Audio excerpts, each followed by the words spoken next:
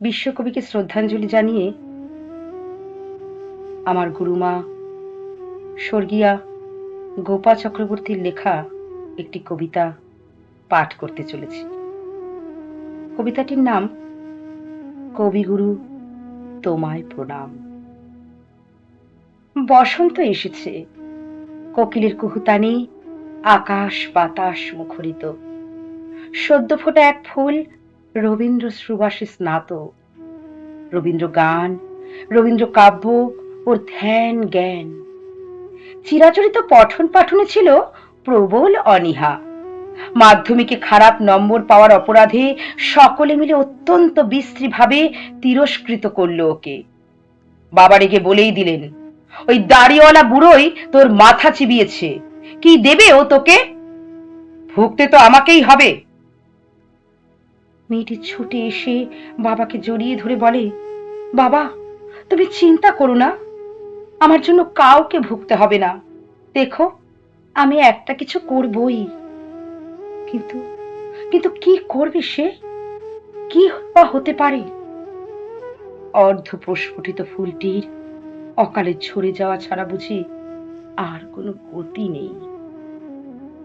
রবীন্দ্র কাব্যে যার নিত্য ওঠা বসা, যেখানে সদাই জীবনের গান বাজে, মুহূর্তের ভুলে বন্ধ ঘরে এ কি করতে চলেছে ও? শাড়ির ফাঁসে গলা দিয়ে শেষ বাড়ির মতো প্রাণ ভরে সুন্দর পৃথিবীর রূপ রস গন্ধ শুষে নিতে চাইল। আর ঠিক তখনই চোখে পড়ল তারই সাজিয়ে রাখা দুই অমূল্য রতনে, সঞ্চয়িতা আর গীতবিতান। না জানি কি হলো হঠাৎ, ফাঁস খুলেই ছুটে এসে সঞ্চয়িতার একের পর এক পাতা উল্টাতে লাগলো। দেখে ওর প্রাণের ঠাকুর বুঝিবা ওরই জন্য লিখে রেখে গেছেন, আকাশ তবু সুনীল থাকে, মধুর ঠেকে ভোরের আলো। মরণ এলে হঠাৎ দেখি, মরার চেয়ে বাঁচাই ভালো।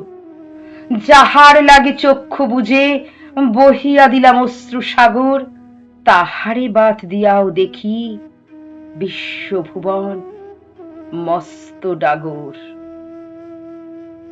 মুহূর্তে সব ভাবনা উলট পালট হয়ে গেল তার।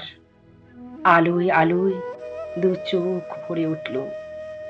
অকালে না ঝরে রবি ঠাকুরের কাব্য স্পর্শে ফুলটি পরিপূর্ণভাবে বিকশিত হলো। তার সুবাস ছড়িয়ে পড়ল দিকে দিকে। রবীন্দ্র গানে সে এখন জনমানুষের হৃদয় জুড়ে। হঠাৎ একদিন কোনো এক বড় গানের জলসার জনতার ভিড়ে দূরে দাঁড়িয়ে মেয়েটির বাবার কানে আসে খুব চেনা এক সুরেলা কণ্ঠস্বর, এই আকাশে আমার মুক্তি, আলোয় আলোয় আমার মুক্তি, ধুলায় ধুলায় ঘাসে ঘাসে, এই আকাশে আমার মুক্তি, আলোয় আলোয়। বাবা অঝোর ধারায় কেঁদে চলেছেন আর বলছেন, ধন্য রবি ঠাকুর, ধন্য, তোমায় আমি বুঝতে পারিনি। দূর থেকে আবার ওই কণ্ঠ আকাশ বাতাস বিদীর্ণ করে, বিশ্বধাতার যজ্ঞশালায় আত্মহোমের অগ্নি জ্বালা, জীবন যেন দিয়াহুতি, মুক্তি আসে এই আকাশে, এই আকাশে আমার মুক্তি, আলোয় আলোয়। বাবা আপন মনে বলে চলেছেন, আমায় ক্ষমা করিস মা, আমায় ক্ষমা করিস।